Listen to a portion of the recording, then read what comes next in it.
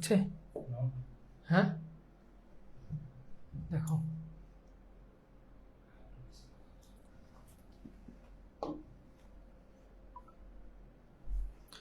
আসসালামু আলাইকুম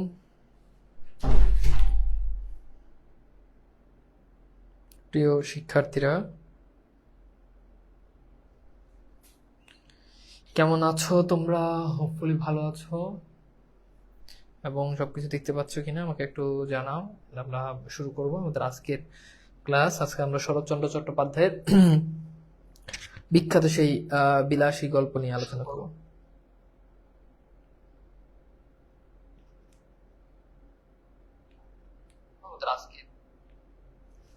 ওকে, সো ঠিক আছে কিনা একটু জানাও। জি আসসালামু আলাইকুম। ওয়ালাইকুম সালাম। হ্যাঁ আলহামদুলিল্লাহ আমি ভালো আছি আল্লাহর রহমতে। আলহামদুলিল্লাহ আমি ভালো আছি আল্লাহর রহমতে।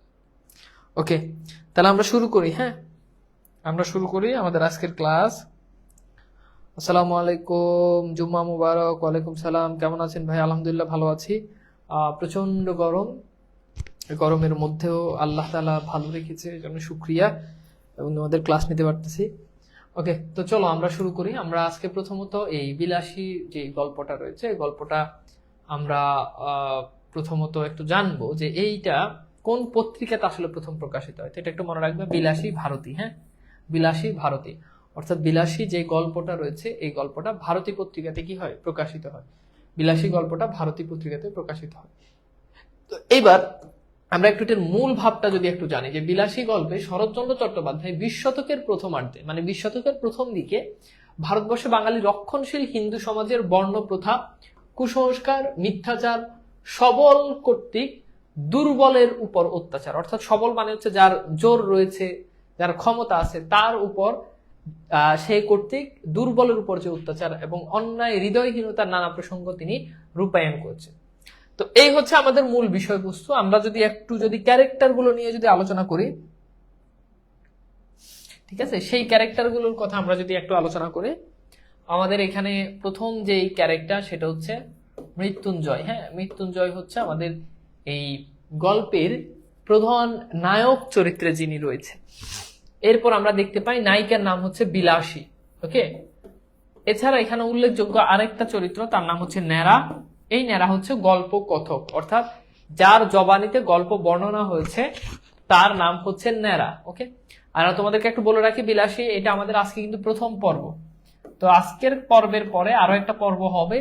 তো আমরা প্রথম পর্বে আজকের ক্লাসে যতটুকু পর্যন্ত পড়া যায় ততটুকু পর্যন্ত পড়বো, আর নেক্সট ক্লাসে আমরা বিলাসী গল্পটা শেষ করব এবং বোর্ডের এমসিকিউ গুলো সলভ করব।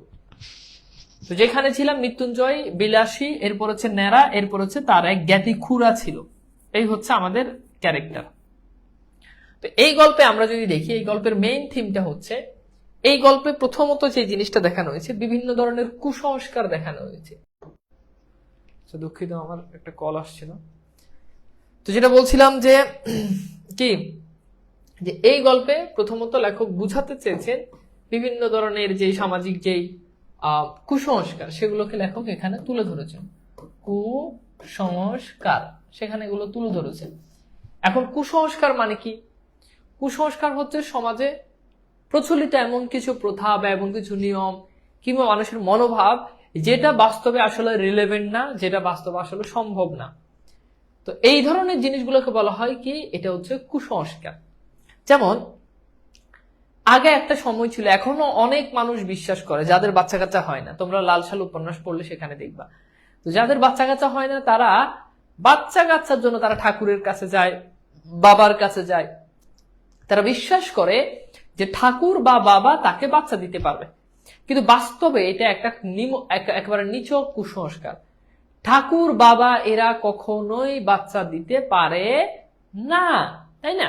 হ্যাঁ অবশ্যই পারে, কিন্তু মানে পানি পড়ার মাধ্যমে কখনো বাচ্চা হবে না, কারো পায়ে সেজদা করার মাধ্যমে কখনোই বাচ্চা হবে না। ঠাকুর বাবা তারা বাচ্চা দিতে পারে, কিন্তু ফরম্যাটটা আমরা যেটা মনে করি সেই ফরম্যাটের না।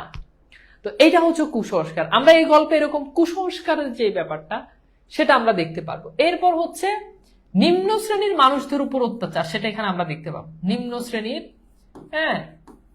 মানুষের মানুষের উপর অত্যাচার, নিম্ন শ্রেণীর মানুষের উপর অত্যাচার, এটাকে আমরা এখানে দেখতে পাবো। ওকে, তো নিম্ন শ্রেণীর মানুষের উপর অত্যাচার এটা এখানে দেখতে পাবো। আমরা যদি দেখি যে নিম্ন শ্রেণীর মানুষের উপর অত্যাচার কি, স্বাভাবিকভাবে যে যার ক্ষমতা আছে, যার জোর আছে, যার পাওয়ার আছে, সে নিচু শ্রেণীর মানুষদের উপর অধিকার খাটায়, তাদেরকে মারধর করে, এরকম একটা চিত্র আমরা এখানে এই গল্পের মাধ্যমে আমরা সেটা খুব স্পষ্টভাবে আমরা দেখতে পাবো। এবং আমরা দেখতে পাবো তৎকালীন সমাজ ব্যবস্থা কেমন ছিল, সমাজ ব্যবস্থা, আমরা সেই জিনিসটা দেখতে পাবো। অর্থাৎ সমাজ ব্যবস্থা কেমন ছিল, সেই সকল মানুষদের তাদের মনোভাব কেমন ছিল, এবং সর্বশেষে আমরা দেখতে পাবো তৎকালীন সময়ের প্রেক্ষাপটে পরিবেশ পরিস্থিতি কেমন ছিল, লেখাপড়ার মান কেমন ছিল, সেগুলো নিয়ে আমরা এই গল্পে দেখতে পাবো। তো আমরা একটু এখন ক্যারেক্টারগুলো একটু বিশ্লেষণ করি, তাহলে তোমাদের জন্য বুঝতে আরো সহজ হবে।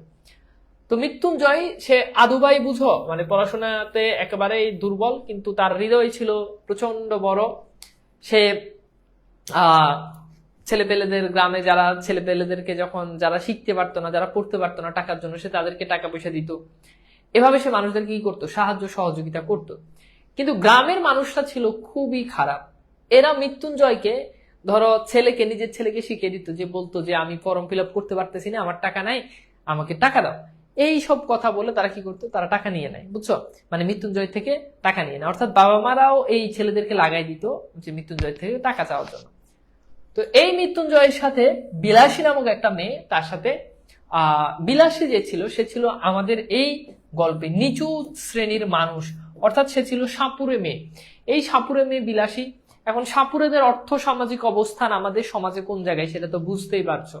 সাপুরেরা সাধারণত কোথায় থাকে, তোমরা যদি দেখো, সাপুরেরা দেখবা যে বিভিন্ন জায়গাতে হেঁটে হেঁটে সাপ ধরে, কোথাও গিয়ে তারা একটা অস্থায়ী ভাবে একটা তাবু টানিয়ে থাকে। তো সাপুরেদের যথারীত অবস্থা কিন্তু আমাদের সমাজে নিম্ন শ্রেণী। তো এই মৃত্যুঞ্জয়কে একবার যখন অসুস্থ হয়ে যায়, তখন তার একটা মৃত্যুঞ্জয়ের বিশাল একটা বাগান ছিল, সেখানে একটা পোড়া বাড়িতে সে থাকতো।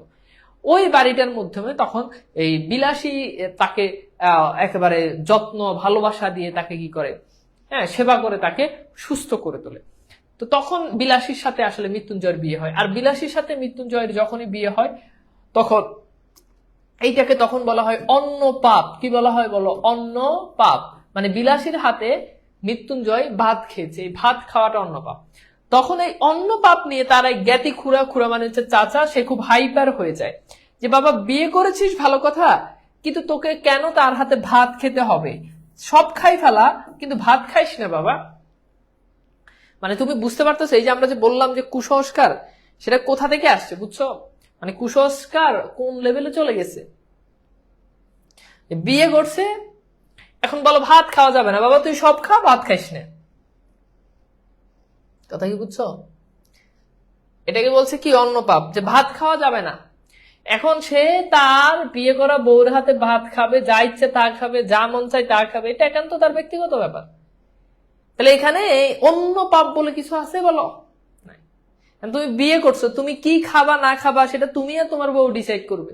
তুমি তোমার বউয়ের হাতে ভাত খাইছো, খাইতেই পারো। মানে প্রবলেমটা দেখো, কুসংস্কারটা কোন জায়গায়? কথা হচ্ছে বিরিয়ানি খায় সমস্যা নাই, হালুয়া খায় সমস্যা নাই, রুটি খায়, ভাত কি লেগে খাইবি? তো এটাকে বলছে অন্নপাপ। তখন এই জ্ঞাতি খুড়া সে দাবি করতো যে মৃত্যুঞ্জয় যে জায়গা সম্পত্তি যেগুলো আছে এগুলোর সে একটা ভাগ সে পাবে। তখন সে গ্রামগঞ্জে হেঁটে হেঁটে হেঁটে হেঁটে মৃত্যুঞ্জয় নাম বিভিন্ন ধরনের আজে বাজে কথা ছিল, যে মৃত্যুঞ্জয় ও তো গাঁজাখোর, ও তো গুলি খায়, গাঞ্জা খায়, এইসব কথা বলতো। এবং সর্বশেষ যখন বিলাসীকে বিয়ে করে, তখন সে একটা ক্লু পায়, গ্রামের মানুষদেরকে সে খেপাই দেয় যে আমাদের কি আর মান সম্মান কিছু রইলো? গ্রামে কি কোনো নিয়ম কানুন নেই? একটা সাপুরে মেয়েকে বিয়ে করে এনে তার সাথে থাকাথাকি শুরু করেছে, তার সাথে কি কি করতেছে, ভাত খেয়েছে তার হাতে, অন্নপাপ করেছে। এই হতচ্ছাড়াকে তো গ্রাম থেকে বের করে দেওয়া উচিত, আছে না? এগুলো দেখবে এখনো গ্রামগঞ্জে গেলে দেখবে যে অনেক আন্টিরা আছে, এই খুড়ার দায়িত্ব তারা এখন পালন করে। তো গল্পটা যিনি বর্ণনা করেছেন তিনি হচ্ছেন ন্যাড়া। এই ন্যাড়া তার মৃত্যুঞ্জয় সহপাঠী, তার জবানিতে এটা বর্ণনা করা হয়েছে। সেই গল্পটাকে চমৎকার ভাবে আমাদের সামনে তুলে ধরেছেন। এই হচ্ছে আমাদের মূলত বিষয়বস্তু। তাহলে আমরা যে বিষয়গুলো দেখলাম, কুসংস্কারের বিষয়টা আমরা কিভাবে দেখলাম? ওই যে আমরা দেখলাম যে বলছে অন্য পাপ, হ্যাঁ, এই অন্য পাপ সেটা আমরা এখানে দেখতে পেলাম যে অন্য পাপ করা যাবে না, বাবা সব খাও, বিয়ে করছো সব খাওয়ার অধিকার রাখো, কিন্তু একমাত্র বউয়ের হাতে ভাত খাওয়া যাবে না। নিম্ন শ্রেণীর মানুষের উপর, মানে নিম্ন শ্রেণীর মানুষের উপর অত্যাচার, এইটা খুব গুরুত্বপূর্ণ একটা বিষয়। বিলাসীকে তারা যখন গ্রামের মানুষজনকে খুড়া যখন খেপাই তুলছিল, তখন তারা গিয়ে বিলাসীকে মারধর করে সেখান থেকে বের করে দিয়েছে। এবং সমাজ ব্যবস্থা, তৎকালীন সমাজ ব্যবস্থা, পড়াশোনা আসলে মানুষজন করতো না। ছেলেপেলেরা যখন স্কুলে যেত তখন তারা দেখতো কার গাছে বই চিপল পাকছে, কার কি হয়েছে, কি চুরি করবে না করবে, এইগুলো হচ্ছে মূল বিষয়। ঠিক আছে, তো আমরা মোটামুটি মূল ভাব যেটা সেটা আমরা বুঝলাম।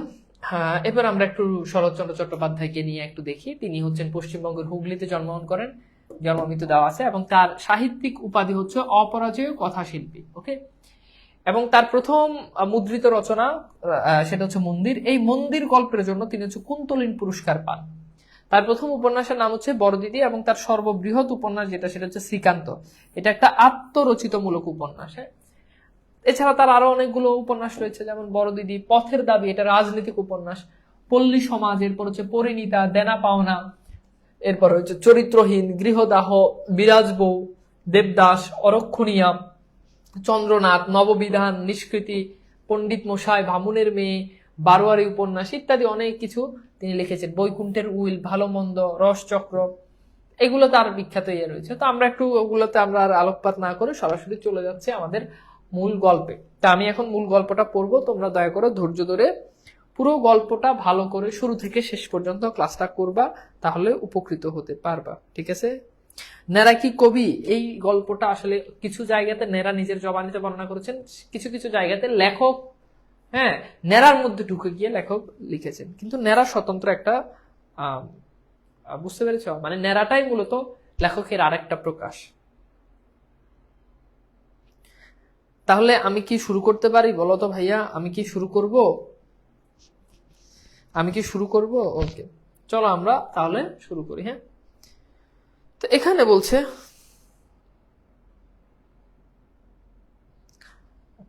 দেখো, পাকা 2 ক্রস পথ হাঁটিয়া স্কুলে বিদ্যা অর্জন করিতে যায়। নেরা বলতেছে যে পাকা 2 ক্রস, 2 ক্রস মানে হচ্ছে 2 মাইলের বেশি, অর্থাৎ 2 মাইলের থেকেও আরো বেশি পথ হেঁটে তারা স্কুলে শেখার জন্য যায়।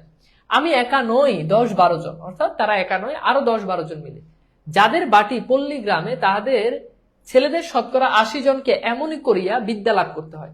এখানে যাদের বাটি বলতে বোঝানো হচ্ছে যাদের বাড়ি, অর্থাৎ যাদের বাড়ি গ্রামে, তারা গ্রামে বলতে পল্লী গ্রামে, তাদের মধ্যে শতকরা 100 জনের ভিতরে 80 জন এরকম 2 মাইলের বেশি পথ পাড়ি দিয়ে স্কুলে যেতে হয়। অর্থাৎ এটা দ্বারা বোঝাচ্ছে যে স্কুল গ্রামগঞ্জে খুব বেশি অ্যাভেলেবেল না, শহরের প্রতি অলিতে গলিতে স্কুল থাকে। গ্রামে কিন্তু স্কুলটা তখন, এখন যদিও আছে, কিন্তু তখন খুব কম ছিল, এখানে সেটাই বলেছেন।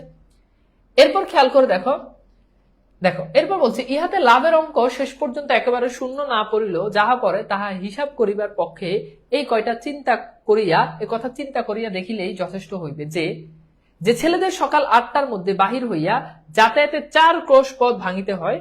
4 ক্রোশ মানে 8 মাইল নয়, মানে 4 ক্রোশ, এটার মানে 8 মাইল নয়, ঢের বেশি, মানে বুঝতে পারতেছো, 4 ক্রোশ মানে 8 মাইলের থেকে বেশি।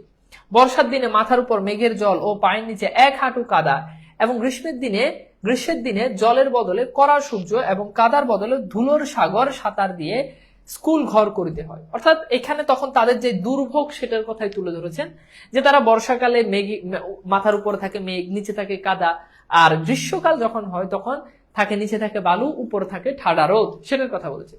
সেই দুর্গা বালকদের মা সরস্বতী খুশি হইয়া বর দিবেন কি, তাদের যন্ত্রণা দেখিয়া কোথায় যে তিনি মুখ লুকাইবেন ভাবিয়া পান না। অর্থাৎ মা সরস্বতী, তিনি হচ্ছেন বিদ্যার দেবী। বিদ্যার দেবী, তো তারা তো বিদ্যা অর্জন করতেছে, মা সরস্বতী তো তাদেরকে বর মানে হচ্ছে আশীর্বাদ। বর মানে কি বলতো? বর মানে হচ্ছে আশীর্বাদ। অর্থাৎ মা সরস্বতী তাদেরকে আশীর্বাদ দেওয়ার কথা, কিন্তু সেটা না করে মা সরস্বতী তাদের কর্মকাণ্ড দেখে কোথায় যে মুখ লুকাবেন সেটা মা সরস্বতী ভাবিয়া পান না। এখানে একটা প্রশ্ন দেখো, বিলাসী গল্পে বর্ণিত যাদের বাড়ি পল্লী গ্রামে, তাদের শতকরা কত ভাগকে বিদ্যা অর্জনের জন্য দীর্ঘ দূরত্ব অতিক্রম করতে হয় বলতো?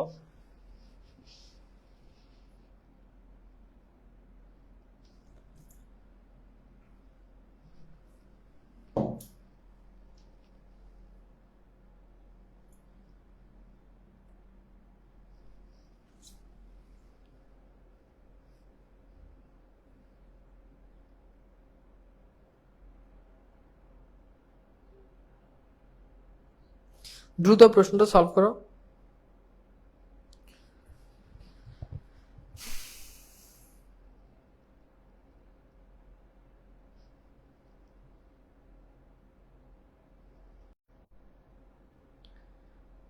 আচ্ছা, 2 ক্রোশ বলতে 2 মাইলের অনেক বেশি, বুঝছো, বা 2 মাইলের বেশি। ওকে, বুঝতে পারছো?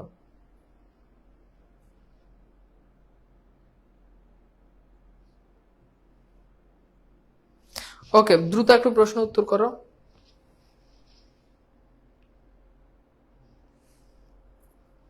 ওকে, ভেরি গুড।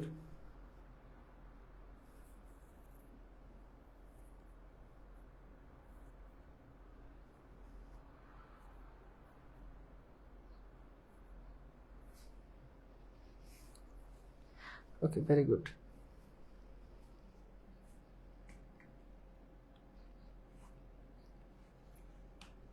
ওকে, আচ্ছা ঠিক আছে। ওকে, ভেরি গুড। তার মানে বুঝতে পারতেছো এটার উত্তর কি হবে বলো তো?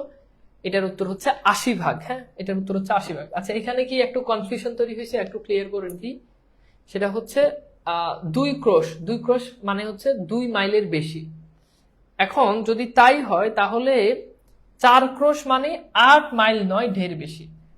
4 ক্রোশ মানে যদি 8 মাইল, 8 মাইলের থেকে বেশি হয়, তাহলে 2 ক্রোশ মানে 4 মাইলের থেকে বেশি হওয়ার কথা, তাই না? 4 মাইল, 4 মাইলের থেকে বেশি হওয়ার কথা। এটা তোমাদের ইয়েতে আছে, তবুও তোমরা একটু শব্দার্থে আছে, একটু দেখো তো, একটু দেখো শব্দার্থে আছে এবং সেখানে কি দেওয়া আছে আমাকে একটু দেখাও। যদি আমার কাছে বই নাই তাহলে আমার বুঝতে সুবিধা হবে। আমার কাছে বই নাই, এই জন্য এটা একটু কনফার্ম। দেখো, 4 ক্রোশ মানে কিন্তু 2 মাইলের মানে 8 মাইল নয়, 8 মাইলের থেকে বেশি। তার মানে বুঝতে পারতেছ? তাহলে 2 ক্রোশ ইজ ইকুয়াল, হ্যাঁ, 1 ক্রোশ মানে 2 মাইলের বেশি। ঠিক আছে? ওকে, ঠিক আছে। ওকে, ভেরি গুড। আচ্ছা, এবার আসো আমরা পরের ইয়েতে যাই। এরপর বলছে তারপরে এই কৃতবিদ্যা মানে হচ্ছে যে বিদ্যা তারা অর্জন করছে, অর্জিত বিদ্যা। হ্যাঁ, তারপরে এই কৃতবিদ্যা শিশুর দল বড় হইয়া একদিন গ্রামে বসু আর ক্ষুধার জ্বালায় অন্যত্র যান। অর্থাৎ এই যে তারা যে বিদ্যা অর্জন করে, সেই বিদ্যা অর্জন করে তারা গ্রাম থেকে চলে যায়। তাদের 4 ক্রোশ হাঁটা বিদ্যার তেজ আত্মপ্রকাশ করিবে, হ্যাঁ, করিবেই করিবে। কেউ কেউ বলেন শুনিয়াছি, আচ্ছা, যাদের ক্ষুধার জ্বালা তাদের কথা না হয় নাই ধরিলাম। অর্থাৎ ক্ষুধার জ্বালা, খেতে পায় না, তারা না হয় গ্রাম ছেড়ে শহরে চলে যায়, তাই না? কিন্তু যাদের এই জ্বালা নাই, তেমন সব ভদ্রলোকই বা কি সুখে গ্রাম ছাড়িয়ে পালায়ন করে। অর্থাৎ যাদের খাবার দাবার ব্যবস্থা আছে, তারা কেন শহরে চলে যায়? তারা বাস করিতে থাকিলে তো পল্লীর এই দুর্দশা হয় না।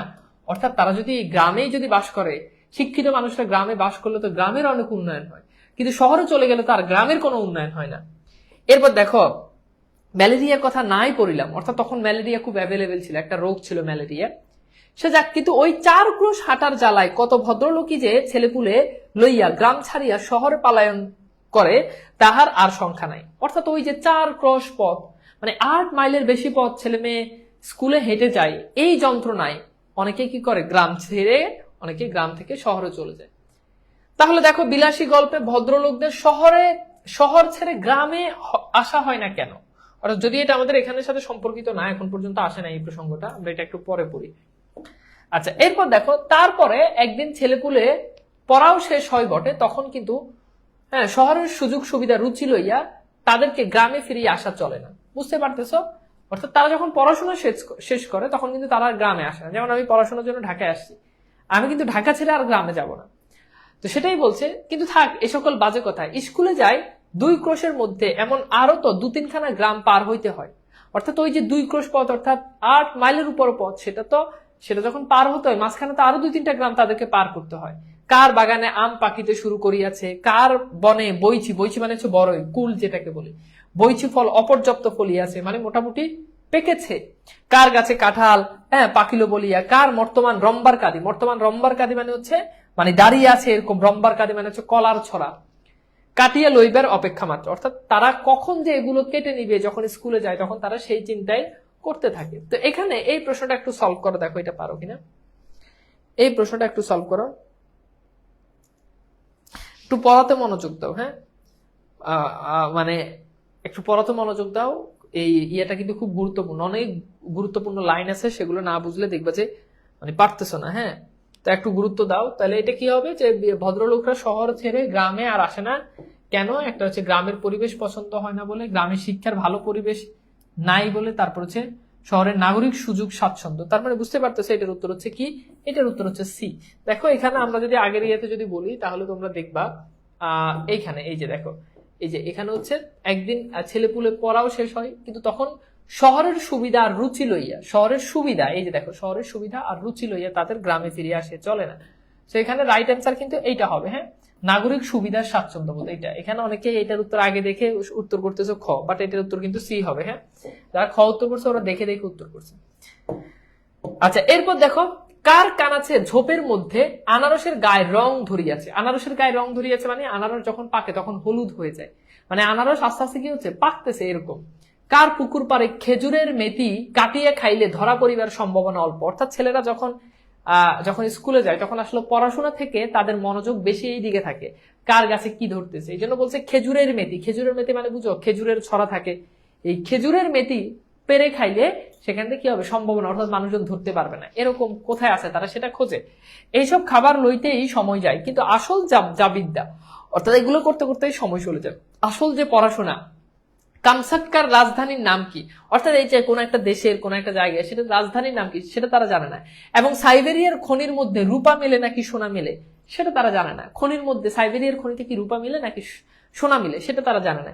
এই সকল দরকারি তথ্য অবগত হইবার ফুল শরৎ মেলে না। ফুল শরৎ মানে হচ্ছে কি, অবসর। অর্থাৎ এইসব দরকারি জিনিস জানার মতো তাদের কি হয় না, সময় হয় না। তো এখন খেয়াল করে দেখো, কামসাটকা মানে কি, এটা অনেকেই বুঝো না।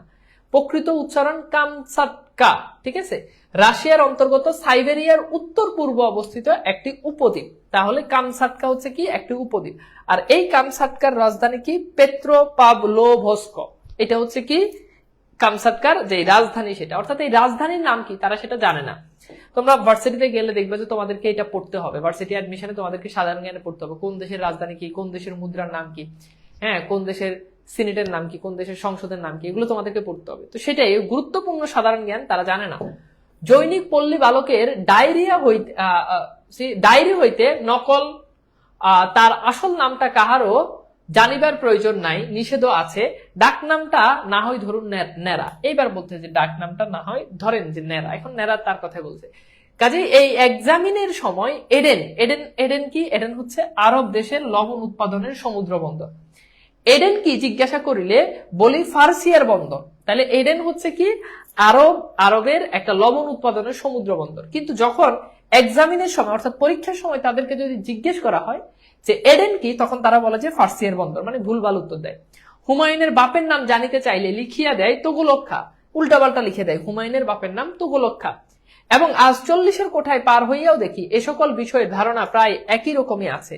তারপর প্রমোশনের দিন মুখ ভার করিয়া বাড়ি ফিরিয়া আসিয়া কখনো বা দল বাঁধিয়া মতলব করি মাস্টারকে ঠেঙানো উচিত। অর্থাৎ মাস্টারকে কি করা উচিত, ঠেঙানো উচিত। ছেলেপেলেরা নিজেরা পড়াশোনা করে না, যখন ফেল করে তখন সবাই মিলে গ্রুপ করে যে আজকে মাস্টারকে ধরে ঠেঙাবো। গ্রামে আগে এগুলো অনেক ঘটতো, যে টিচার ফেল করাই দিছে, টেস্ট পরীক্ষা দিবে, ফাইনাল পরীক্ষার জন্য এলাও করতেছে না, স্যারের ধরে ধামধুম মাই শুরু করে দিছে। কথা কি বুঝতে পারছো? তো এখনো এগুলো আছে, ভাগ্যিস আমরা অনলাইনে পড়াই। এখনো কিন্তু ছেলে মেয়েদের ভিতরে কি এগুলো খুব স্পষ্টভাবে দেখা যায়, বুঝছো?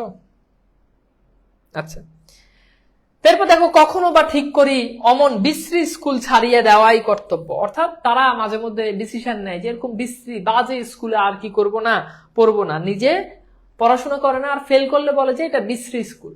ন্যাড়া পরীক্ষার উত্তর পত্রে হুমায়ুনের বাপের নাম কি লিখে বলো তো? ন্যাড়া পরীক্ষার উত্তর পত্রে হুমায়ুনের বাপের নাম কি লিখে? হ্যাঁ স্যার, দিছে মাইর, আমাদের স্কুলে হেড টিচার, দেখছো হাতে নাতে। তাহলে উত্তর কি হবে বলতো? তুগলক খা। হ্যাঁ, এরপর দেখো, আমাদের গ্রামে একটি ছেলের সঙ্গে মাঝে মধ্যে স্কুলে পথে দেখা হইতো। অর্থাৎ মাঝে মধ্যে স্কুলে যাওয়ার সময় আমাদের নেরা বলছে যে আমাদের গ্রামে একটা ছেলের সাথে দেখা হইতো, তার নাম ছিল মৃত্যুঞ্জয়। আমাদের চেয়ে সে বয়সে অনেক বড়। তাহলে নেরার থেকে মৃত্যুঞ্জয় বয়সে বড়। 3rd ক্লাসে পড়িত। 3rd ক্লাস মানে হচ্ছে 8ম শ্রেণী। তাহলে 1st ক্লাস মানে হচ্ছে 10ম শ্রেণী, 2nd ক্লাস মানে হচ্ছে 9ম শ্রেণী, আর 3rd ক্লাস মানে হচ্ছে 8ম শ্রেণী। অর্থাৎ নেরা 8ম শ্রেণীতে পড়তো। কবে যে সে প্রথম থার্ড ক্লাসে উঠেছিল সে খবর কেউই জানিতাম না। অর্থাৎ কবে যে সে, কেউ যদি সারা বছরই এক ক্লাসে থাকে তাহলে কবে সে এই ক্লাসে উঠছে এটা কিন্তু কেউই স্বাভাবিকভাবে কি জানে না। সম্ভবত তাহা প্রত্নতাত্ত্বিকের গবেষণার বিষয়। তাহলে প্রত্নতাত্ত্বিক কারা? প্রত্নতাত্ত্বিক হচ্ছে যারা প্রাচীন বিষয়াদি নিয়ে গবেষণা করে। অর্থাৎ এখানে এটাই বোঝাচ্ছে যে নেরা যে কবে এটাতে আসছে, থার্ড ক্লাসে উঠছে, এইটা মনে হয় যে যারা প্রাচীন বিষয় নিয়ে গবেষণা করে এটা তাদের গবেষণা করার বিষয়। আমরা কিন্তু তাহারে ওই থার্ড ক্লাসে চিরকাল দেখিয়ে আসিয়াছি, যে তাকে আজীবন ওই থার্ড ক্লাসেই দেখে আসছে। কিছু মানুষ আছে না আদু ভাই, সারা জীবন একই ক্লাসে পড়ে, তো আমাদের মৃত্যুঞ্জয় হচ্ছে সেরকম। তাহার ফোর্থ ক্লাসে পড়ার ইতিহাস কখনোই শুনি নাই, সেকেন্ড ক্লাসে উঠার খবরও কখনো শুনি নাই। অর্থাৎ সে যে প্রমোশন কবে করবে এটা শুনি নাই, সে যে তার নিচের ক্লাস থেকে কবে ক্লাস আসে সেটাও কেউ জানে না। মৃত্যুঞ্জয়ের ভাব ভাই বোন কেউই ছিল না, শুধু ছিল গ্রামে এক প্রান্তে একটা প্রকাণ্ড আম কাঁঠালের বাগান। প্রকাণ্ড মানে হচ্ছে বড়, আর আম কাঁঠালের বাগান। তাহলে মৃত্যুঞ্জয়ের কি ছিল? একটা বড় আম আর কাঁঠালের বাগান ছিল। আর তার মধ্যে একটা পোড়ো বাড়ি, মানে পোড়ো বাড়ি মানে হচ্ছে পড়ে থাকে অব্যবহৃত এরকম বাড়ি, আর ছিল এক জ্ঞাতি খুঁড়ো। তাহলে মৃত্যুঞ্জয়ের কি ছিল? একটা প্রকাণ্ড আম কাঁঠালের বাগান ছিল, একটা পোড়ো বাড়ি ছিল, একটা বাড়ি ছিল, আর তার ছিল কি একটা জ্ঞাতি খুড়া, মানে তার এক কাকা ছিল। এছাড়া মৃত্যুঞ্জয়ের আসলে আপন বলতে আর কিছুই ছিল না। বিলাসী গল্পে মৃত্যুঞ্জয় কোন ক্লাসে পড়তো? এটা খুব কমন একটা প্রশ্ন এবং পরীক্ষাতে অনেকবার আসছে।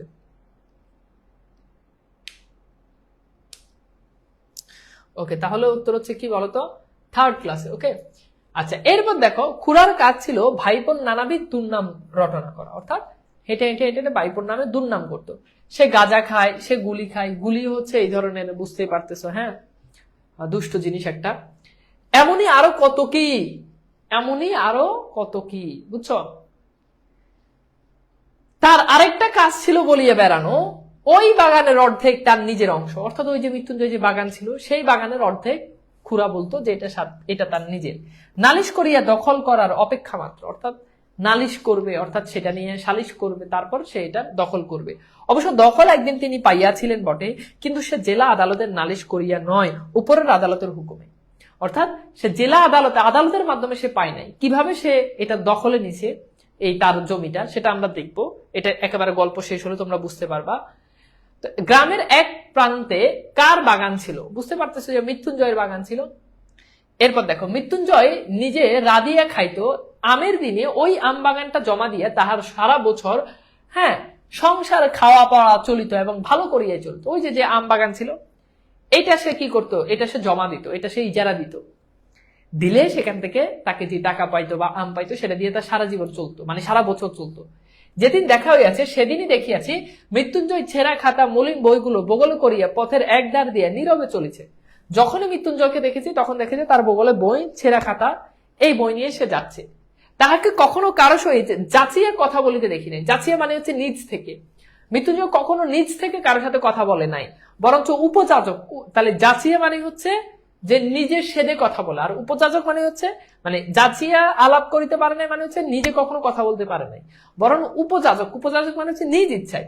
উপযাচক হইয়া কথা কইতাম আমরাই, তাহলে আমরা নিজেরাই তার সাথে গিয়ে কথা বলতাম। তাহার প্রধান কারণ ছিল এই যে, মানে মৃত্যুঞ্জয়ের সাথে কথা বলার কারণ এটা ছিল যে দোকানে খাবার কিনিয়া খাওয়াইতে গ্রামের মধ্যে তাহার জোড়া ছিল না। মানে সে যাকেই দেখতো গ্রাম থেকে, মানে দোকান থেকে কোনো জিনিস নিয়ে খাওয়াইতো।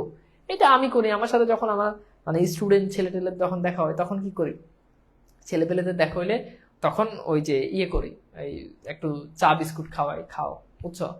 তা আবার অতিরিক্ত ছেলে পেলে হইলে আবার ঝামেলা আছে, এগুলো এখন করি না। আগে খাওয়াইতাম পোলাপাইনের সাথে, আগে বলতাম যে কি খাবা, এই মনে করো যে কোক খাইতো, ইয়ে খাইতো, স্প্রিট খাইতো, বিস্কিট খাইতো, খাওয়াইতাম, খা বাবা। কিন্তু এখন পোলাপাইনের সাথে বেশি ফ্রি হয় না। একবার ওই যে নটরডেমে এনডিসিতে ভর্তি পরীক্ষাতে গত বছর আগের সিজন আমি পড়াইতেছি, তা আমি তো নর্মালি অফলাইনে ক্লাস নিলে পোলাপাইনের সাথে অনেক মিশে যায়, এখন এত মিশি না।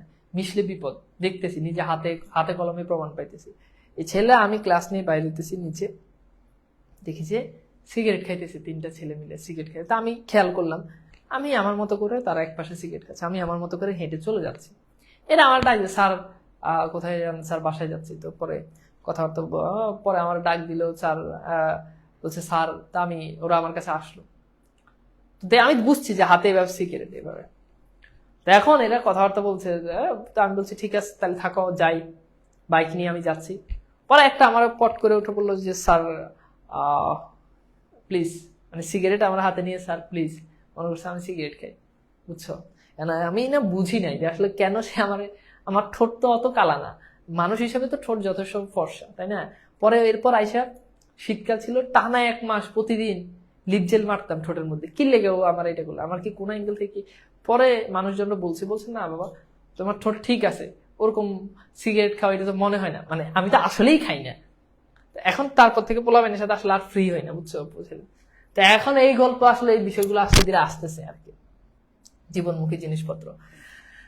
আচ্ছা, তারপর দেখো আর শুধু ছেলেরাই নয়, মানে শুধু গ্রামের ছেলেদেলেরা তাকে দেখলেই যে ধরে এটা না, কত ছেলের বাপ কতবার যে গোপনে ছেলেকে দিয়ে তার কাছে স্কুলের মাইনে মানে হচ্ছে বেতন, স্কুলের মাইনে হারাইয়া গেছে, বই চুরি হয়ে গেছে ইত্যাদি বলিয়া টাকা আদায় করিয়া লইত। শুধু ছেলেরাই এই কাজ করতো না, ছেলের বাপেও ছেলের শিখে দিত যে মৃত্যুঞ্জয়ের কাছ থেকে এটা বলে ওটা বলে টাকা নেই, তাহা বলিতে পারে। কিন্তু ঋণ স্বীকার করা তো দূরের কথা, ছেলেরা তাহার সহিত একথা কইয়াছে, একথা কোনো বাপও ভদ্র সমাজে কবুল করিতে চাইতো না। অর্থাৎ তার ঋণ স্বীকার করা, কেউই তার ঋণ কি করে না, স্বীকার করে না। গ্রামের মধ্যে মৃত্যুঞ্জয় ছিল এমনই সুনাম, বুঝছো? তাই এটা একটু খোঁচা মেরে বলছে। এরপর দেখো অনেকদিন মৃত্যুঞ্জয় শহীদ দেখা হয় না, শহীদ মানে হচ্ছে সাথে। একদিন শোনা গেল সে মরমর, মানে মারা যাচ্ছে এরকম। আর একদিন শোনা গেল মালো পাড়ার এক বুড়ো মালো মানে হচ্ছে ওজা, যারা সাপ ধরে এদেরকে বলা, তার চিকিৎসা করিয়া তাহার মেয়ে বিলাসী সেবা করিয়া মৃত্যুঞ্জয়কে জমের মুখ হইতে, জম মানে কি বুঝতে পারতেছ, যে জান কবজ করে, জমের মুখ হইতে এ যাত্রা ফিরিয়া আনিয়াছে। অনেকদিন তাহার মিষ্টান্ন সদ্যই করিয়াছি, মনটা কেমন করিতে লাগিল। একদিন সন্ধ্যায় অন্ধকারে লুকাইয়া তাহাকে দেখিতে গেলাম, তাহার পোড়া বাড়ির পাচিরে বালাই নাই। স্বাচ্ছন্দ্যে ভিতরে ঢুকিয়া দেখি ঘরের দরজা খোলা, বেশ উজ্জ্বল একটি প্রদীপ জ্বলিতেছে। প্রদীপ মানে হচ্ছে চেরাগ, বাতি। আর ঠিক সম্মুখে তক্তপোষের উপর পরিষ্কার ধপধপে বিছানায় মৃত্যুঞ্জয় শুয়ে আছে। একটা তক্তপোষ মানে হচ্ছে তক্তা বলে না, কাঠের বিভিন্ন এটার উপরে এরকম শুয়ে আছে, বেঞ্চ, কাঠের বেঞ্চ দেখছো না, এরকম এটার উপরে সে শুয়ে আছে। তাহার কঙ্কালসার দেহ প্রতি চাহিলেই বোঝা যায়, মানে কঙ্কালসার দেহ মানে হচ্ছে খুবই একেবারে মানে রোগা হয়ে গেলে যেরকম হয় এরকম। তো তার কঙ্কালসার দেহের প্রতি চাইলেই বোঝা যায় বাস্তবিক যমরাজ চেষ্টা ত্রুটি কিছুই করে না। মানে যমরাজ তার জীবন কবজ করার জন্য, তার মানে প্রাণ নেওয়ার জন্য যমরাজ অনেক চেষ্টা করছে, হ্যাঁ, তবে সে শেষ পর্যন্ত সুবিধা করিতে উঠিতে পারে নাই, সে কেবল ওই মেয়েটির জোরে। অর্থাৎ যমরাজ ওই মেয়েটির কারণে তার জান নিতে পারে নাই। এই মেয়েটি বলতে কাকে বোঝাচ্ছে? বিলাসী। প্রত্যেকটি ছেলে ডিজার্ভ করে বিলাসীর মতো একটি মেয়ে, প্রত্যেকটি ছেলে ডিজার্ভ করে কি, সে বিলাসীর মতো একটা মেয়ে পাবে। কিন্তু সে আসলে তার জীবনে যাকে পায় সে হচ্ছে নেকলেস গল্পের, তোমাদের এখন আছে কিনা আমি জানি না, নেকলেস, এই নেকলেস গল্পের যে নায়িকা রয়েছে ছেলেদের জীবনের জুটে এরকম নায়িকা, কিন্তু ডিজার্ভ করে কি বিলাসীর মতো মেয়ে। তো তোমরা নেকলেস কেউ যদি পড়ো তাহলে তোমরা দেখবা এবং বুঝবা যে আমি আসলে কথাটা কেন বলেছি, বুঝছো? মিষ্টান্নের শব্দ মানে মিষ্টান্ন সহ, বুঝছো? অসুস্থ মৃত্যুঞ্জয়কে দেখে নেরা কখন তার বাড়িতে যায় বলতো? তিলোত্তমা তিথি, তিলোত্তমা তিথি তোমার নাম। তিলোত্তমা মানে কি জানো?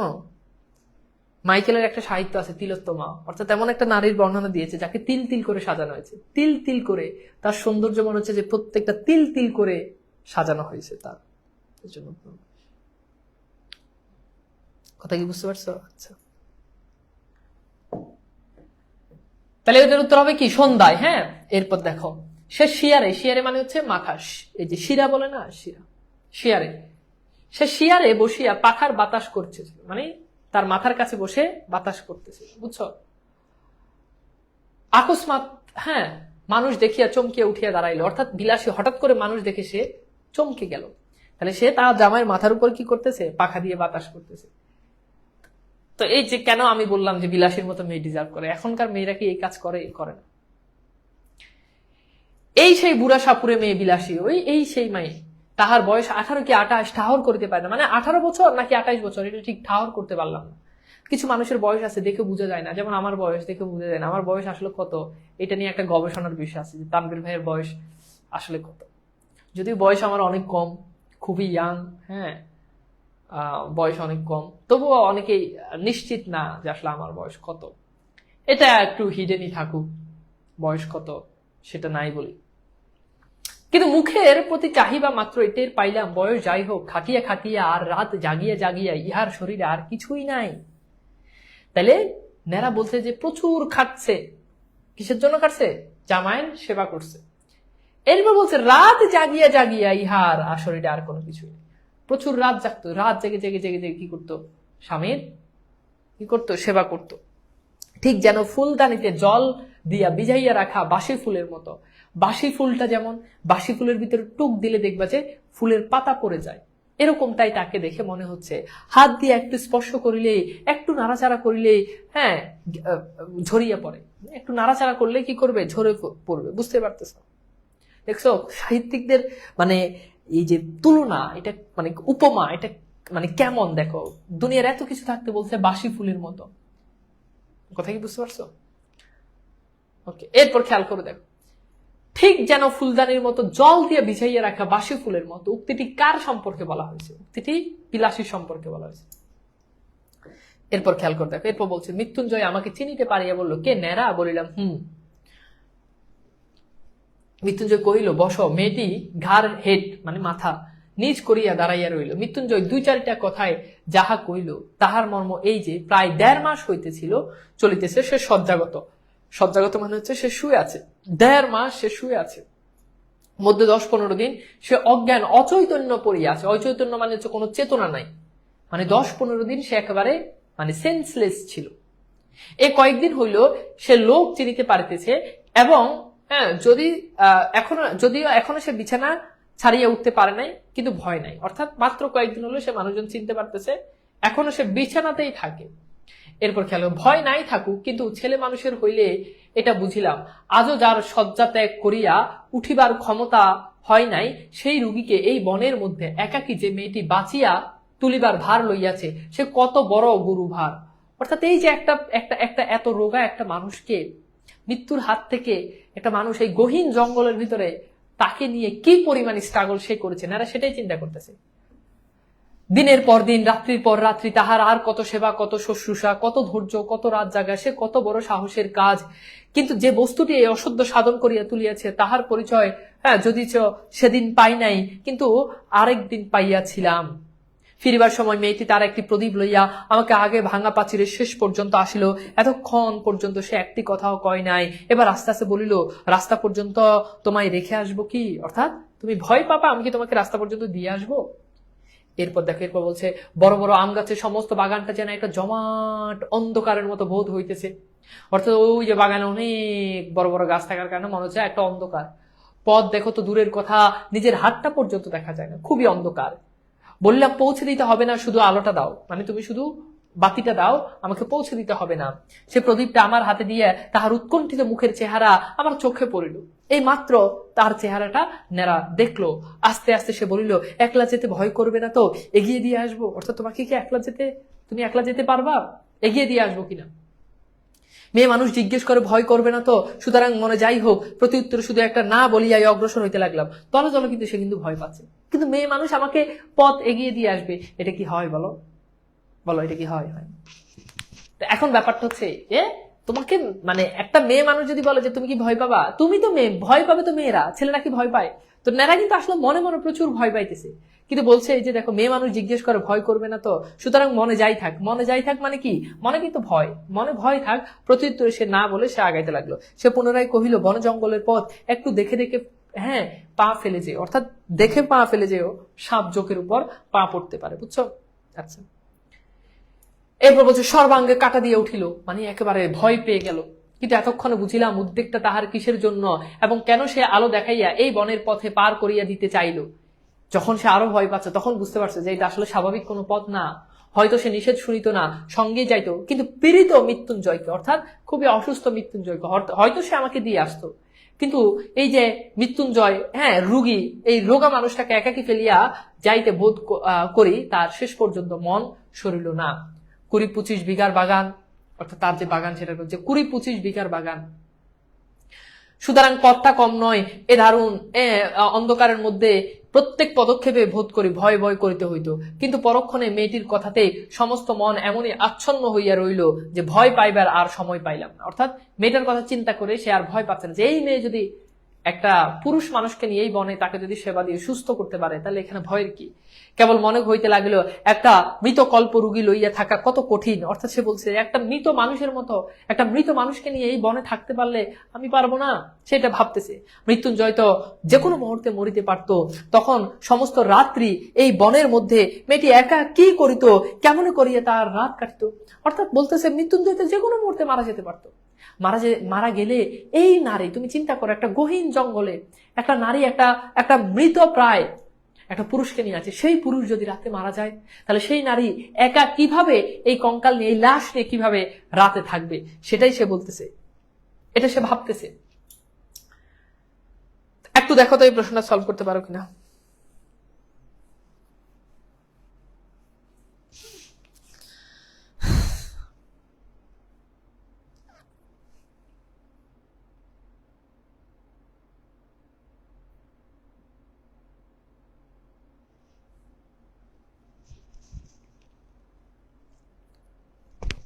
তাহলে কি হবে বলতো? উত্তর হচ্ছে 20-25 বিঘা। হ্যাঁ, আচ্ছা, এবার এই যে কিভাবে সে বিলাসী কিভাবে সারা রাত একটা লাশ নিয়ে থাকবে, এটা সে ভাবতেছে। তখন তার মাথাতে আরেকটা জিনিস আসছে।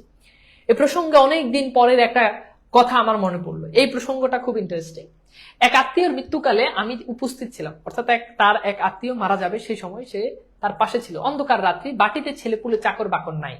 বাটিতে মানে হচ্ছে বাড়ি, কেউই নাই। ঘরে শুধু তার সদ্য বিধবা স্ত্রী, অর্থাৎ ঘরের মধ্যে শুধু তার স্ত্রী আর আমি। মানে এইটা পড়তে গিয়ে না আমার খুব হিট লাগে। আমি না বুঝি না শরৎচন্দ্র এখানে এমন জিনিস কেন আনলো, যে একটা বাড়ি, তুমি একটু ভালো করে খেয়াল করো, তার আত্মীয়ের বাড়িতে লোকটা মারা যাচ্ছে। এখন ওই বাড়িতে তুমি খুব ডিপলি চিন্তা করো, ওই বাড়িতে তার স্ত্রী আর নেরা আর মৃত পায় তার হাজবেন্ড। তাহলে নেরা সেখানে কেন গেল? নেরার যদি আত্মীয় হয় তাহলে নেরা সেখানে কেন গেল? আর সেই বাড়িতে মানুষজন নাই কেন?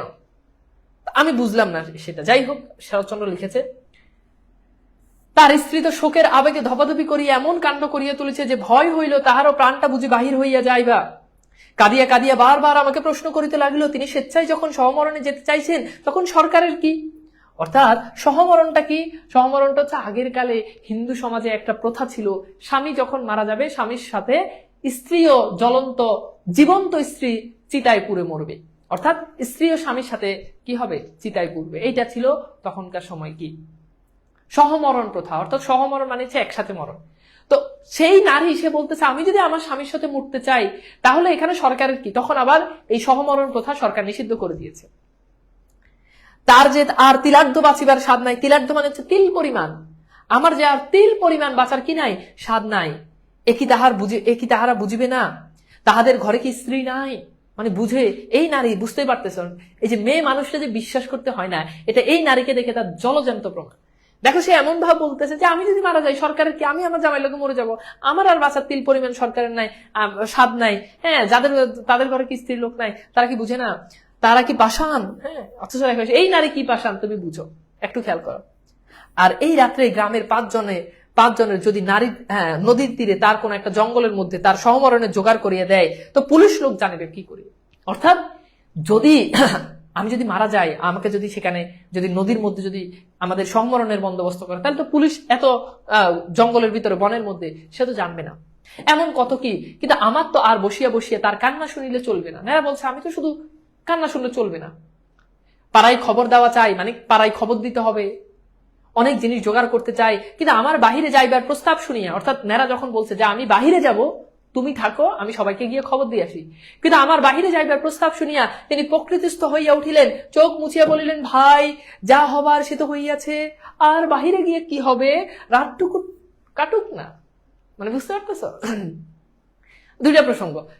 লেখক যে প্রসঙ্গটা বুঝাইতে চাইছে সেটা হচ্ছে যে যখনই সে কিন্তু তার স্বামীর সাথে সহমরণে চলে যাবে, মারা যাবে, সে তার স্বামীর সাথে মারা যাবে, কিন্তু নেরা যখন বলছে যে আমি বাহিরে যাব তখন সেই লাশ নিয়ে রাতে থাকবে, এটা সে পারতেছে না। প্রসঙ্গ এক। প্রসঙ্গ দুই খুব গুরুত্বপূর্ণ। প্রসঙ্গ দুই হতে পারে যে এই মহিলার সাথে নেরার সাথে ইটিস পিটিস ছিল, যেটা আমি প্রথমে তোমাদেরকে একটু ইঙ্গিত দিছি এটা আমার মনোভাব, লেখক হয়তো এটা নাও বুঝাইতে পারে কিংবা বুঝাইতেও পারে। তো ব্যাপারটা হচ্ছে এই জন্য মরণকালে, তার স্বামীর মরণকালে ঘরের মধ্যে আর কেউ নাই, শুধু সে আর নেরা। এজন্য যখন তার ভালোবাসার মানুষ যখন বলছে আমি যাই, তখন সে ভালোবাসার মানুষকে বলতেছে রাতটা কাটুক না।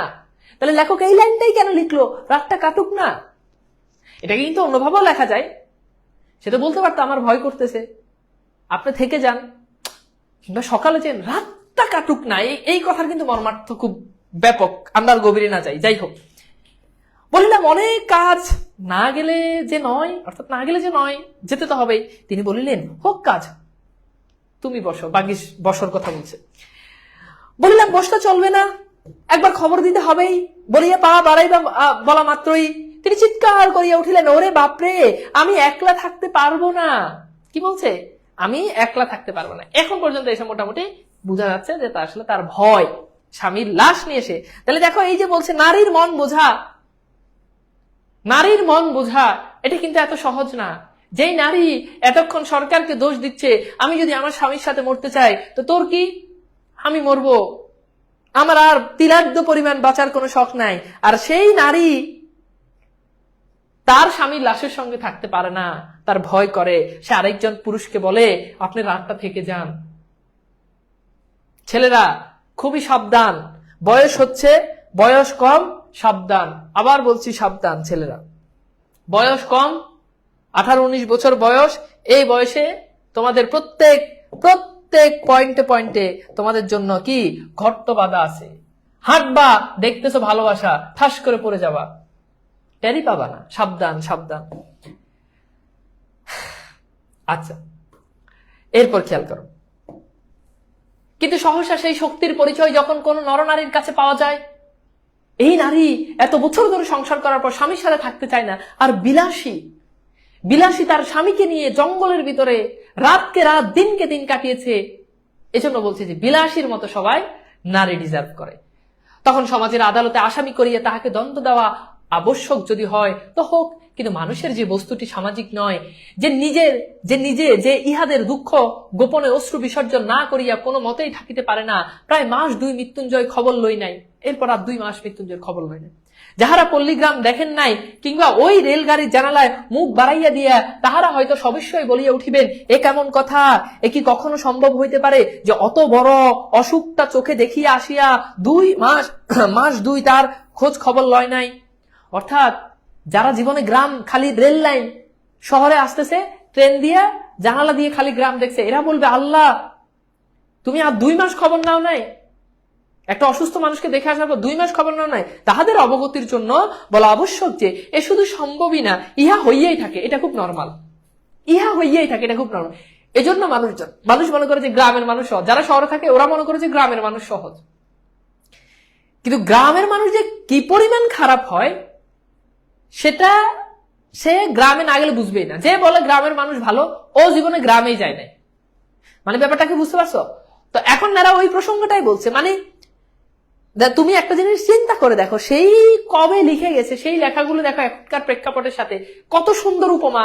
অর্থাৎ এটা শুধু তারাই বলবে যে তুমি কেন খোঁজ নাও নাই, এটা শুধু তারাই বলবে যারা রেলগাড়ি দিয়ে যাওয়ার সময় খালি গ্রামটা দেখছে, যারা গ্রামের জীবনে কোনোদিন পাও দেয় নাই, গ্রামের কোনো মানুষের সাথে কথাবার্তা বলে না। আচ্ছা, এরপর খেয়াল করে দেখো, একজনের বিপদে পারাশুদ্ধ ঝাঁক বাঁধিয়া উপ্র হইয়া পড়া, এই যে একটা জনশ্রুতি আছে। জনশ্রুতি মানে হচ্ছে এটা আগে ছিল, জনশ্রুতি মানে হচ্ছে লোকমুখে কথা। অর্থাৎ একজন বিপদে পড়ছে, পারাশুদ্ধ মানুষ চলে আসবে, পারাশুদ্ধ সকল পাড়ার মানুষ, পাড়ার সকল মানুষ তার ঘরে চলে আসবে তাকে উদ্ধার করার জন্য। এটা একটা জনশ্রুতি ছিল, বাস্তবে এখন এগুলো আর দেখা যায় না। আর এখন গ্রাম তো এখন আর গ্রাম নাই, গ্রাম এখন টাউনের থেকে আরো আপডেট। গ্রামে দেখবা প্রত্যেক ঘরে ঘরে ডিশ, প্রত্যেক ঘরে ঘরে ওয়াইফাই রাউটার, প্রত্যেক ঘরে ঘরে অ্যান্ড্রয়েড। মানে কারোর সাথে কারো কোনো সম্পর্কই নাই এখন। এই ঘরের মানুষ ওই ঘরে কি হচ্ছে না হচ্ছে কেউ কিচ্ছু জানে না। অথচ আগে গ্রামে এক ঘরে মেহমান আসলে বাড়ির সবাই জানতো, এক ঘরে কি পাক করতেছে, গোস্তর গান সব ঘরে চলে যেত। কেউ কোনো ভালো খাবার রান্না করলে বাড়ির সবাইরে দিত, রোজার সময় ইফতারি হইলে সবাইরে দিত, তাই না? তারপরে কেউ মিলাদ পড়াইতো, অনুষ্ঠান করলে বাড়ির সবাই দাওয়াত দিত। এখন কিছুই নাই। এখন কার গ্রামে কার ঘরে কে ঢুকতেছে কে বাইর হচ্ছে কেউই জানে না। আমাদের পাশের বাড়িতে এক ঘরে তারা নাকি ছেলে আইনা মেয়ের সাথে বিয়েও দিয়ে দিছে, বাড়ির মানুষই জানে না। মানে ছেলে ঘরে আসছে, বিয়ে দিয়ে দিছে, বিয়ে দেওয়ার পর তারপর জানছে যে আসলে তারা বিবাহিত, তাদের নাকি বিয়ে হয়ে গেছে। তার গ্রামের অবস্থা এখন হচ্ছে এখানে সেই জিনিসগুলোই তুলে ধরছে। ওকে, খুব জীবনমুখী জিনিস। ন্যাড়া মৃত্যুঞ্জয়ের খবর নেয়নি কয় মাস পর্যন্ত। তোমরা যারা গ্রামে থাকো তারা এটা আরো ভালো করে জানো, এবং মানে দ্বিমত পোষণ করার কোনো কারণ নেই।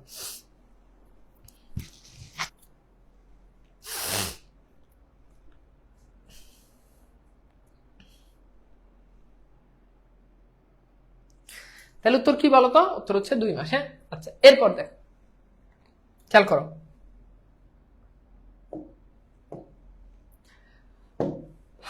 এরপর দেখো, জানি না তাহা সত্যযুগের পল্লী গ্রামে ছিল কিনা। সত্যযুগ মানে হচ্ছে, সত্যযুগ বলতে বোঝাচ্ছে অনেক পূর্বে, মানে অনেক পূর্বের সময়, অনেক আগে সেটা ছিল কিনা লেখক এখানে সেটাই বুঝেছে। এখানে খেয়াল করে দেখো, এই যে সত্যযুগ কি, তো সত্যযুগ হচ্ছে হিন্দু পুরাণে 4টা যোগ ছিল।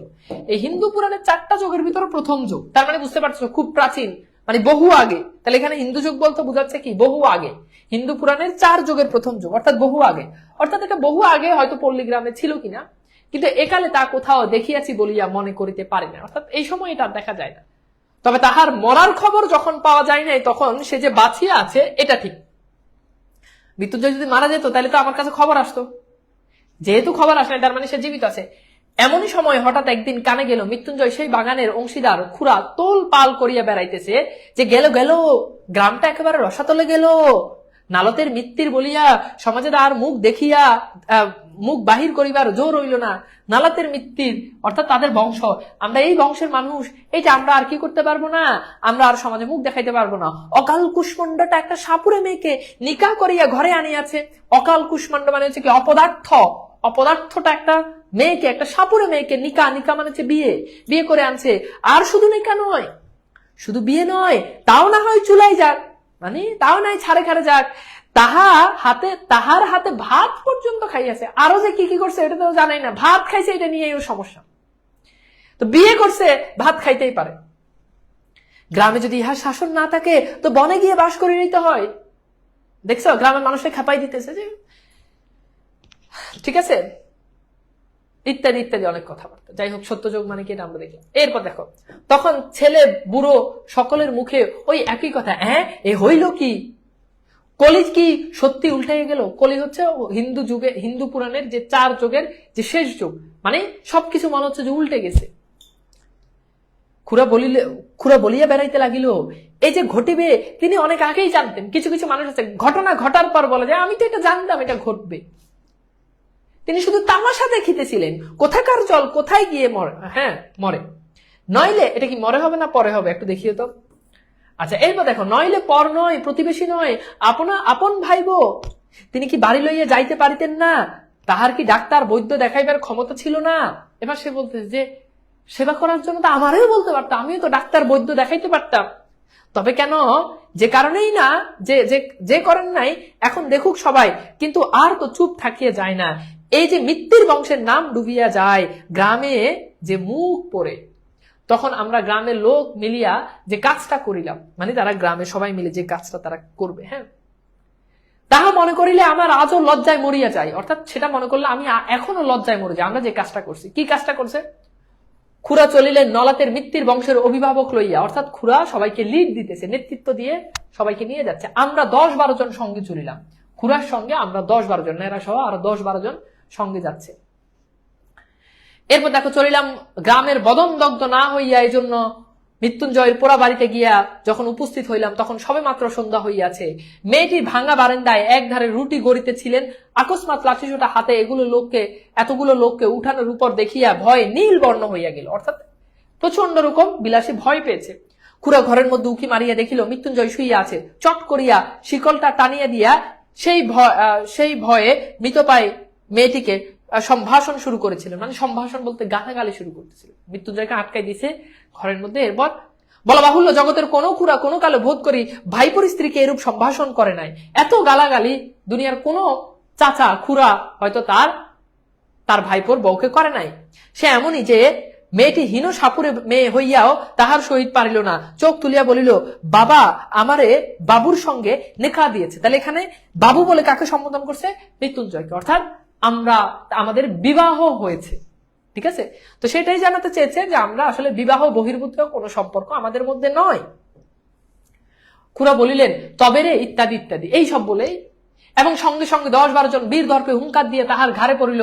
কেউ ধরিল চুলের মুঠি, মানে বিলাসীর, কেউ ধরিল চুলের মুঠি, কেউ ধরিল কান, কেউ ধরিল হাত দুটো, এবং যাহাদের সে সুযোগ ঘটিল না তাহারাও নিচ্ছেষ্ট হইয়া রইল না। অর্থাৎ যারা আর মানে এক একজন, কেউ চুল ধরছে, কেউ মুখ ধরছে, কেউ হাত ধরছে, যার আর ধরার কোনো জায়গা নাই সেও কিছু না কিছু একটা করছে। অর্থাৎ সেও তাকে কি করছে, হয়তো উষ্ঠা মারছে, কিছু না কিছু। কারণ সংগ্রাম স্থলে আমরা কাপুরুষের ন্যায় চুপ করিয়া থাকিতে পারি না। আমাদের বিরুদ্ধে এত বড় দুর্নাম রটনা করিতে বোধ করি নারায়ণ কর্তৃপক্ষের চক্ষু লজ্জা হইবে। এখানে একটা অবান্তর কথা বলিয়া রাখি, শুনিয়াছি নাকি বিলাত প্রভৃতি শ্লেষ দেশে পুরুষদের মধ্যে একটা কুসংস্কার আছে, স্ত্রীলোক এবং দুর্বল এবং নিরুপায় বলিয়া তাহার গায়ে হাত তুলিতে নাই। এ আবার একই কথা, অর্থাৎ দুর্বল মানুষদের, স্ত্রীদের গায়ে হাত তুলতে নাই, এটা আবার কেমন কথা? সনাতন হিন্দু এই কুসংস্কার মানে না, অর্থাৎ সনাতন হিন্দুরা এই কুসংস্কার মনে হয় মানে না। আমি বলি, যাহারই গায়ের জোর নাই তাহার গায়ে হাত তুলিতে পারা যায়, সে নর নারী যাই হোক না কেন। যার গায়ে জোর নাই তার গায়ে হাত তুলতে যায়, সে পুরুষ হোক মহিলা হোক।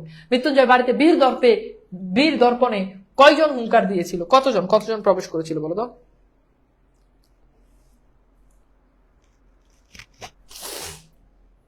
উত্তর কি বলো? 10-12 জন। হ্যাঁ, আচ্ছা, এরপর খেয়াল করো, মেয়েটি প্রথমে সে একটা আর্তনাদ করিয়া উঠলো, মানে একটা ডাক দিয়ে উঠলো, তারপর একেবারে চুপ করিয়া গেল। কিন্তু আমরা যখন তাহাকে গ্রামের বাহিরে রাখিয়া আসিবার জন্য হিচড়াইয়া লইয়া চলেছিলাম, তখন সে মিনতি করিয়া বলিতে লাগলো, বাবুরা আমাকে একটি বার ছেড়ে দাও, আমাকে শুধু একটা বার। যখন তাকে টেনে হিচড়ে বাড়ি থেকে বের করে দিচ্ছে, তখন সে বলতে যে আমাকে একটা বার তুমি কি করো, তোমরা ছেড়ে দাও, আমি রুটিগুলো ঘরে দিয়ে আসি। দেখো, সে কিন্তু বলতেছে না আমাকে ছেড়ে দাও আমি নিজেই চলে যাব, সে বলছে আমাকে ছেড়ে দাও আমি রুটিগুলো ঘরে দিয়ে আসি। বাইরে শিয়াল কুকুর খেয়ে যাবে, রোগা মানুষ সমস্ত রাত না খেয়ে, খেতে পাবে না। স্বামীর প্রতি যে তীব্র ভালোবাসা, দায়িত্ব, নিষ্ঠা, সেটা আমরা এখানে বিলাসীর মধ্যে দেখতে পেয়েছি। যে আমি রুটিগুলো রেখে আসি, রুটিগুলো বাইরে থাকলে শিয়াল কুকুর খেয়ে ফেলবে, রোগা মানুষ সে সারাটা রাত না খেয়ে থাকবে। মৃত্যুঞ্জয় রুদ্ধঘরের মধ্যে পাগলের মতো মাথা কুটতে লাগলো, ধারে পদাঘাত করতে লাগলো, অর্থাৎ ধার বলতে দরজা সে পা দিয়ে ভেঙে ফেলতে চাইলো, এবং শ্রাব্য অশ্রাব্য বহুবিধ ভাষা প্রয়োগ করতে লাগলো। অর্থাৎ তাকে তো আটকে রাখছে, যথাসম্ভব সে শ্রাব্য অশ্রাব্য মানে গালিগালাজ সে করতেছে। শ্রাব্য মানে যেটা শোনার যোগ্য, অশ্রাব্য মানে যেটা শোনার যোগ্য না, এরকম সে বিভিন্ন রকম গালাগালি করতেছে মৃত্যুঞ্জয়। কিন্তু আমরা তাহাতে তিলার্ধ বিচলিত হইলাম না, অর্থাৎ আমরা তাতে তিল পরিমাণ আমরা বিচলিত হলাম না।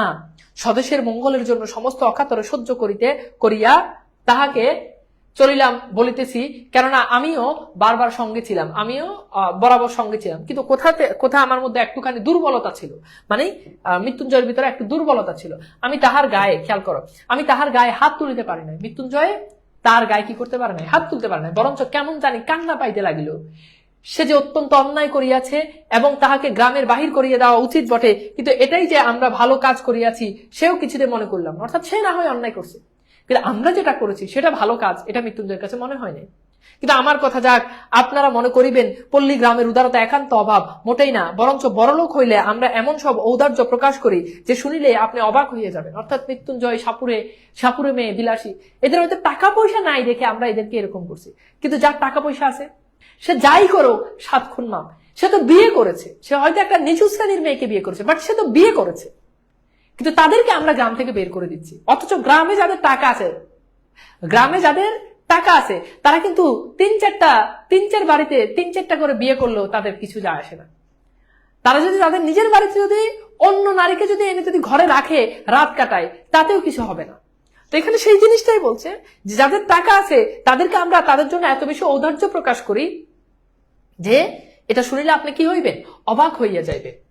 এই মৃত্যুঞ্জয় যদি না তাহার হাতে ভাত খাইয়া অমার্জনীয় অপরাধ করিত, তা হইলে তো আমাদের এত রাগ হইতো না। অর্থাৎ যদি সে ভাত না খাইতো তাহলে তো আমাদের এত রাগ হইতো না। আর কায়েতের বংশ, কায়েত মানে কি বংশ, ছেলের সঙ্গে সাপুরে মেয়ের নিকা, এ তো একটা হাসিয়া উড়িবার কথা, কিন্তু কাল করিল যে ভাত খাইয়া, কাল মানে অন্যায় করিল, দোষ করিল ভাত খাইয়া। হোক না সে 2.5 মাসের রুগী, হোক না সে শয্যাশয়ী, কিন্তু তাই বলিয়া ভাত, লুচি নয়, সন্দেশ নয়, পাঠার মাংস নয়, ভাত খাওয়া যে অন্ন পাপ। সবকিছু খেত, কিন্তু ভাত খাওয়া এটা হচ্ছে কি অন্ন পাপ। সে তার সত্য সত্যিই মাপ করা যায় না, এটা তার মাপ করা যায় না। তা না হইলে পল্লীগ্রামের লোকের সংকীর্ণ চিত্ত নয়, সেটা না হইলে পল্লীগ্রামের, এগুলো কিন্তু খোঁচা মেরে বলতেছেন এরা, তা না হলে কিন্তু পল্লীগ্রামের মানুষ মাপ করে দিত। 4 কোষ হাঁটা বিদ্যা যেসব ছেলের পেটে, মানে আবার খোঁচা মারতেছে। আসলে কিন্তু প্রথমে কিন্তু বলছে যে 4 কোষের এরা কিন্তু প্রকৃত শিক্ষা অর্জন করে নাই। এখন আবার এই প্রসঙ্গটা, এগুলো কিন্তু একটু মানে খোঁচা মেরা কথা আর কি। তো বলছে 4 কোষ হাঁটা বিদ্যা যেসব ছেলের পেটে, তারাই তো একদিন বড় হইয়া সমাজের মাথা হয়। দেবী বিনা পানির বরে, বরে মানে হচ্ছে দেবী বিনা পানির আশীর্বাদে। সংকীর্ণতা তাহাদের মধ্যে আসিবে কি, অর্থাৎ তাদের মধ্যে এই ছোট মন মানসিকতা তাদের মধ্যে কি করে আসবে।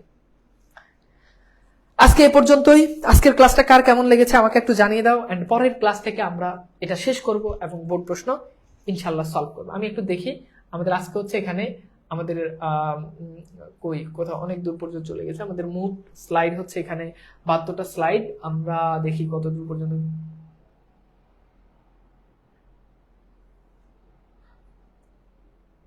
হ্যাঁ, আমরা খুব সম্ভবত এখান পর্যন্ত গেছি। হ্যাঁ, আমাদের আজকে হচ্ছে 43 নাম্বার স্লাইড পর্যন্ত আমরা পড়েছি। ওকে, তো সবাই ভালো থাকবা, ভালো থাকবা।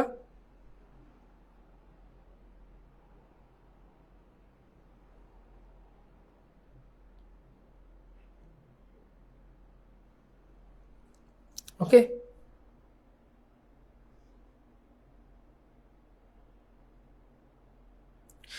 আচ্ছা দাঁড়াও, একজন একটা কমেন্ট করছে কি জানি, শরৎচন্দ্রকে নিয়ে ব্যঙ্গ করছেন।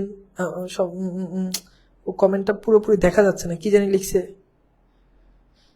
কি লিখছে ও, আমাকে আবার কেউ একটু কমেন্টটা লিখো। শরৎচন্দ্রকে নিয়ে ব্যঙ্গ করছে, মানে কি ব্যঙ্গ করছে বলো তো? তুই শরৎচন্দ্রের কয়টা সাহিত্য পড়ছিস?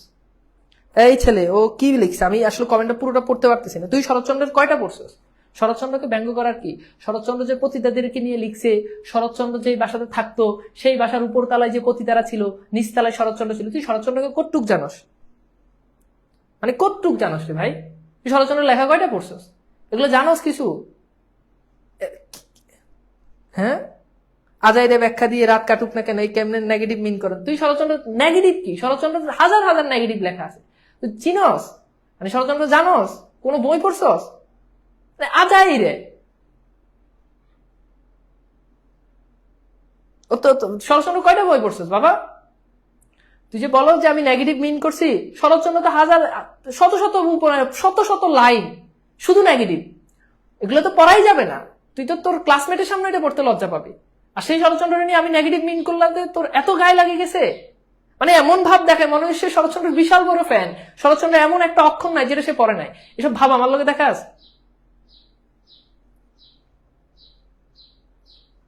পুরো সাহিত্যের 4 ভাগের 3 ভাগ শরৎচন্দ্রের সাহিত্যে, আদার্স যাই বলুস বাংলা সাহিত্যের 4 ভাগের 3 ভাগ নেগেটিভের ভিতরে দাঁড়ায় আছে। বাংলায় পড়াশোনা করে সারা জীবন পড়ায়, তোর কাছ থেকে আমরা শুনতে হয় যে কোনটা নেগেটিভ মিন করছি, কোনটা পজিটিভ মিন করছি। শরৎচন্দ্রের পড়ার মানে কি এমন ভাব, মনে হয় শরৎচন্দ্র অলিয়া উলিয়া, মানে সে এমন ভাব শরৎচন্দ্র কনফার্ম জান্নাতি, তারা নিয়ে নেগেটিভ মিন করা যাবে না। অফলাইন ক্লাস হইলে তোমার আমি আরো ভালো করে বুঝাইতাম। ওকে, তো ভালো থাকবা। হ্যাঁ, ভালো থাকবা, সুন্দর সুস্থ থাকবা। আমার ক্লাসে এই ধরনের কোনো কথাবার্তা বলবা না, বলে দিচ্ছি। আমার ক্লাসে আমি যেটা বলি সেটা বুঝে শুনে তারপর হচ্ছে বলি। এইসব মানে আজাইদা জিনিস আমার ক্লাসে এসে ভাব ধরবা না আমার লোকে। হ্যাঁ, তো ভালো থাকবা, সুন্দর সুস্থ থাকবা। ওকে, আল্লাহ হাফেজ।